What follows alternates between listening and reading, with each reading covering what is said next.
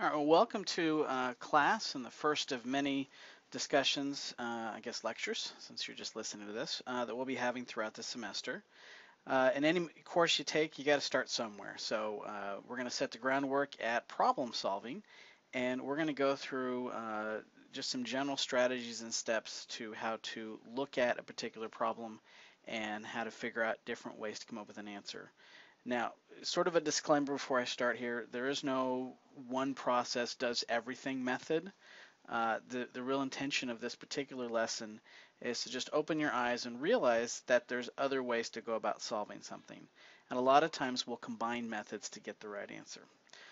So for starters, let's just jump in and look at what we consider to be the problem-solving process, and then we'll look at different strategies.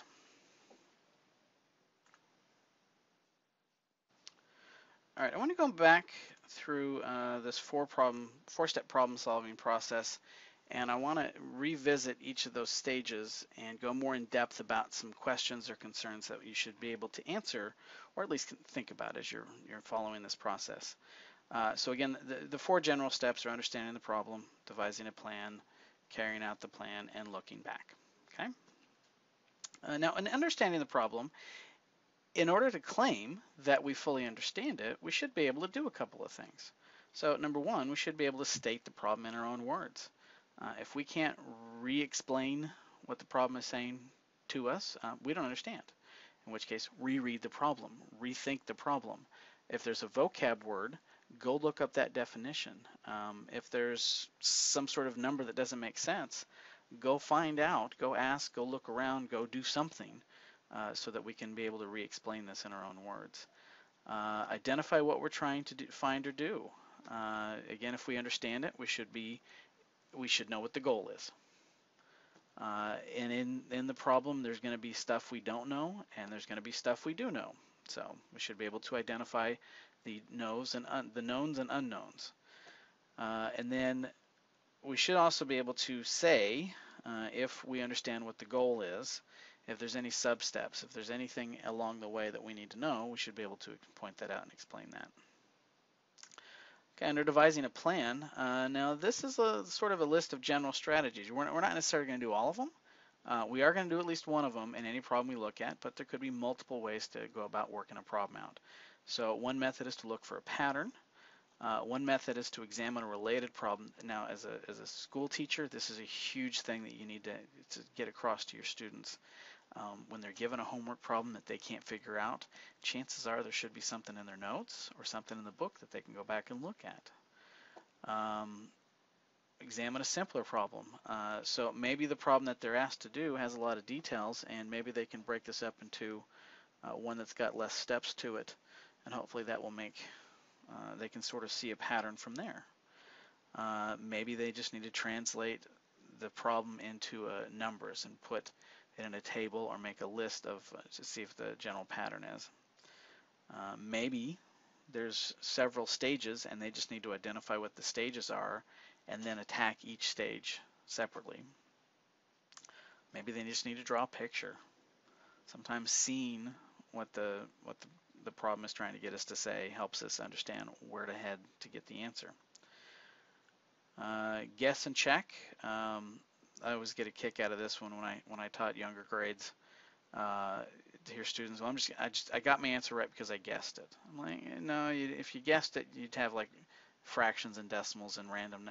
What you made is you made an intelligent guess. You took some facts and you realized that certain numbers wouldn't make sense and some numbers did. And so of the ones that did, you picked one of them and it happened to work. Or that's why you're asking me, is because you hope I'm going to say it worked. Working backwards, that's another huge skill as a teacher that we need to get across to our students. A lot of books have answers in the back, and that's actually a skill to use an answer to work backwards to see, well, I should have gotten 5, I didn't. How do I get the 5? And from there they can kind of see what the steps are. Write an equation. So if we can generalize our solution to not just the one detailed answer they're looking for, but maybe a general case or the end case, we have a stronger understanding of what that is. Under carry out the plan, Now that we've sort of figured out a strategy to try, we just need to do it. If we're drawing a diagram, we need to go through and draw the diagram and label and model and follow through on the strategy that we picked. Precision in language. Oh goodness, this is a huge one. And especially this is one for the elementary school teachers, which is, target audience for this course. But language is a big deal at any stage, being able to explain oneself. And as an elementary school teacher, you have the burden of setting the stage. So what happens if the teacher doesn't care or show the details of what they're trying to say, and they sort of fluff off the language and don't really use the right words? What are the kids going to learn, right? You're the one that sets the example for the student and lets them see that, no, this is serious stuff, and you expect them to say proper things so that when they go to further grades, they have that same passion, and it's not, you haven't hurt them down the road. The idea. Check each step. So as you've got your plan in place, you should look and see if you've actually achieved each sub goal and see if that actually works.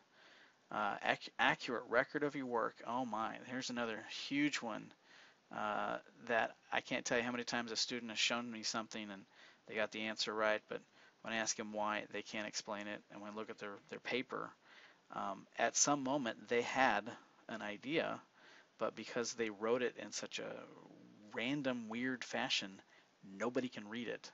They can't even read it.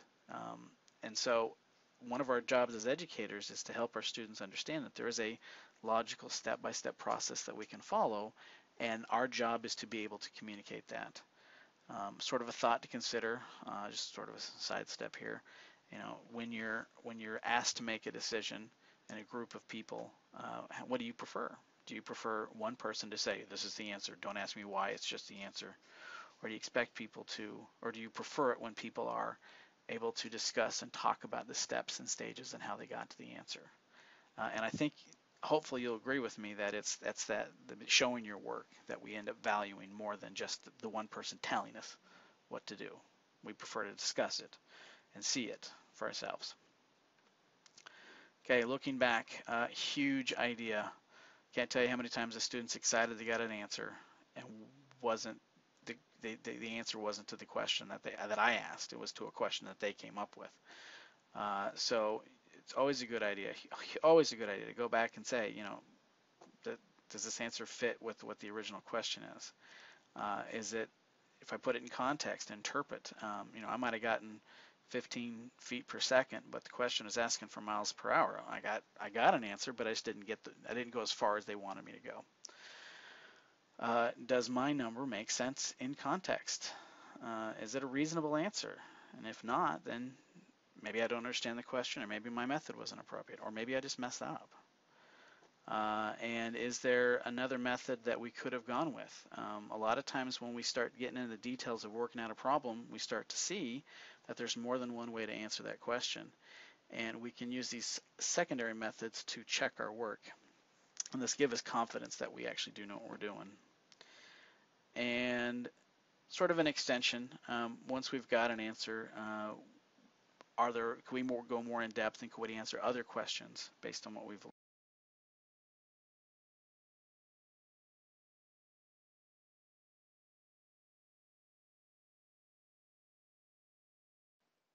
Okay, so the next part of our lesson that we're going to look at are different strategies for solving problems. So kind of going back to that second stage about devising a plan, we're going to look at different examples of each of these different strategies. And I'm going to warn you ahead of time, there's not one right way to do it. But these are just different ideas, and I'm going to model for you just so you can kind of see, okay, this is what we're doing. And then this is sort of our goal as younger teachers, is to implement these strategies often enough and experience our students to these, that they have them in their pocket and they can pull them out at any moment's notice to analyze a particular problem. So the first strategy we're going to look at is called looking for a pattern. And so I kind of like this story. This is Gauss as a child. The way I heard this when I was younger, imagine you've got that kid in class. Now, Gauss, by the way, we're looking several hundred years ago. They didn't have computers. They didn't have necessarily paper. They had, like scrolls they could write on, but there wasn't a lot of students didn't have the ability to pull out paper and pencil and calculator and start working these things out. And so I kind of like to think of it sort of humorously that the teacher was trying to kill some time, and so he challenged the class. I want you to find the sum of the first 100 numbers, thinking that, I don't know, maybe you could take a nap, or, kids like, well, 1 plus 2 is 3, 2 plus, 3 plus the 3 is 6, and that plus another 4 is, okay, we're up to 10. I can see them kind of thinking that would take a while to do. And Gauss kind of thought about it for a few moments, and then he raised his hand and he called out the answer, and the teacher went, what? How did you know that? And Gauss sort of, I would like to pretend he wasn't smart alecky about it, but sort of explained to the teacher how to work the problem in a little bit more faster manner than what the teacher was expecting. And so what Gauss did is this, is he said, well, let's see. So I want to know what 1 plus 2 plus 3 plus 4 plus 5 plus all the way up to 98 plus 99 plus 100. I would like to know what all of that adds up to. Interestingly enough, if I take that same set of numbers and I put them backwards from each other, so 100 plus 99 plus 98 plus ... all the way, let's see, this would be 3 plus 2 plus 1. So if I take another set of 100 and I add those together, I notice something interesting. Okay, what do I notice? Well, 1 plus 100 is 101, and 2 plus 99 is 101, and 3 plus 98, yeah, you guessed it, is 101, and I go all the way down, okay, I have 101 for each of these sums, okay. Well, how many 101s are there, right? I added up 100 of them. I noticed I got 100 101s. So there we go. I have 100 times 101. And keep in mind, I added the 1 to 100 twice. So this is twice the sum that I want. Okay. Now, a little simple math here. 100 divided by 2 gives me 50. So really I want 50 times 101. And we can do that pretty quick in our head. Or we can just, work it out. We get 50, 50. So you can imagine Gauss is given this challenge. He raises his hand. He says, it sums up to 5,050. And the teacher's like shocked. Like, how'd you get that? And then this method was clearly faster than anything that the teacher had obviously come up with.